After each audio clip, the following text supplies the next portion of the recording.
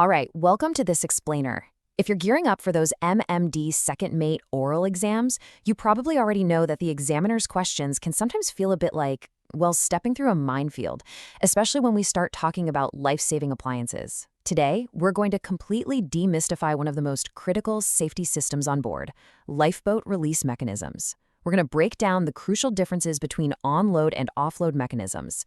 By the end of this, you won't just be memorizing answers, you'll deeply understand the mechanics, so you can confidently ace those oral exams. Okay, let's dive into this. So here's our roadmap for today. We'll hit the core purpose and components first, then look at offload as the standard method, move into on-load emergency operations, and wrap up with some really handy exam prep memory hooks.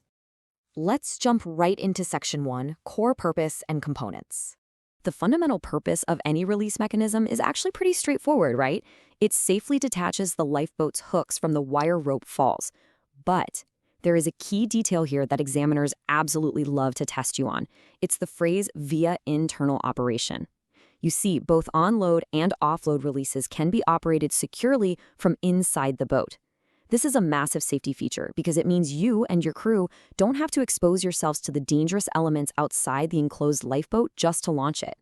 Now, the crucial point for your exam prep is really understanding this dichotomy. Offload means the hooks will release only when the boat is fully waterborne, meaning there's zero load on the falls because the water is completely supporting the boat's weight. On the flip side, onload means the hooks will release even while the boat's full weight is still physically hanging there, suspended in the air. So one requires the safety of floating, while the other forces a release under immense physical tension. To make all this happen safely, there are 5 primary components you need to know. You've got your operating lever, the clutch assembly, which houses the safety system, the morse cables, the actual release hooks located forward and aft, and finally, the hydrostatic offload interlock mechanism. You're definitely going to want to memorize these 5. They are literally the vocabulary you need to confidently explain this whole system to any examiner. And you can see how this system is physically laid out and anchored inside the lifeboat. There's the operating lever, centrally located for the operator. Right below it, the clutch and the hydrostatic offload mechanism are sitting near the bottom where they can sense the water. Then, running along the hull, you've got those orange lines, the morse cables. They physically connect that central lever out to the forward and aft release hooks. It's all just one connected mechanical ecosystem. Moving on to Section 2, Offload, the standard method. Now, before the lifeboat even touches the water, the hydrostatic unit is in its resting state. Notice how the linkage connects the unit straight up to the base of the operating lever. In this state, the interlock is fully engaged. It's physically locking the mechanism, so you can't just accidentally pull that lever and drop the boat while it's still swinging midair. Basically, the system is designed to protect us from human error. The physics here are actually really fascinating to see in action. When the lifeboat reaches the water and becomes fully waterborne, the actual upward water pressure pushes against the bottom of the boat and forces that hydrostatic piston upward. You can clearly see the water pressure pushing up there. As that piston moves, it automatically clears the safety interlock. It's like the boat itself mechanically realizes, okay, we're safely floating now. Which brings us to the final step of the offload release. Once that hydrostatic interlock has been cleared by the water pressure, the safety is officially off. The operator is now completely free to pull the lever. Doing so yanks the morse cables, opens the hooks simultaneously, and completely disconnects the boat from the falls. It's a smooth, safe process, totally driven by the natural buoyancy of the boat. But what if things go wrong?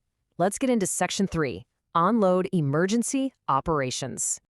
I want to heavily emphasize this next point.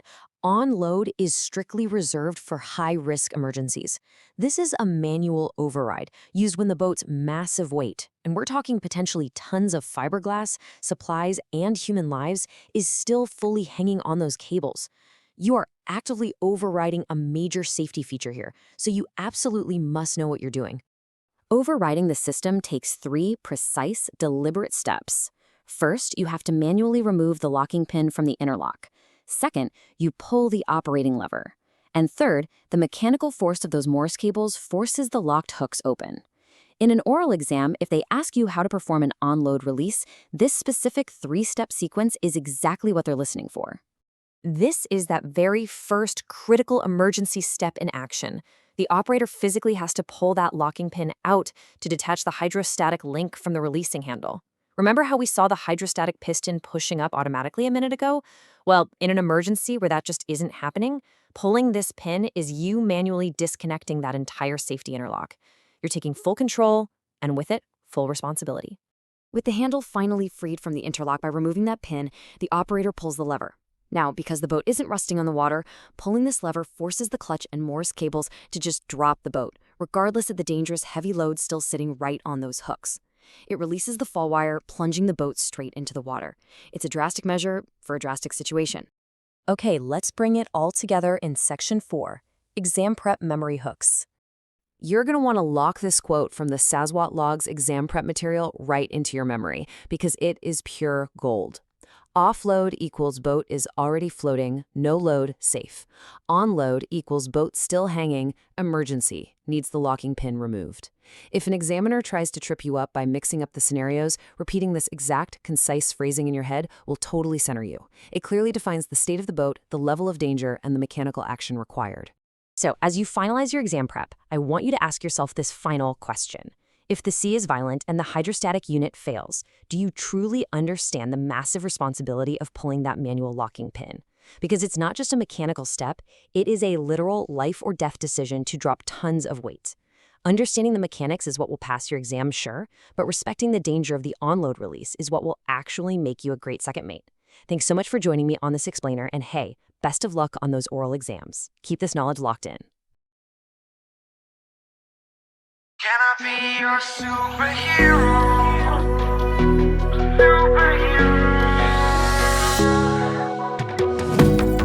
You take the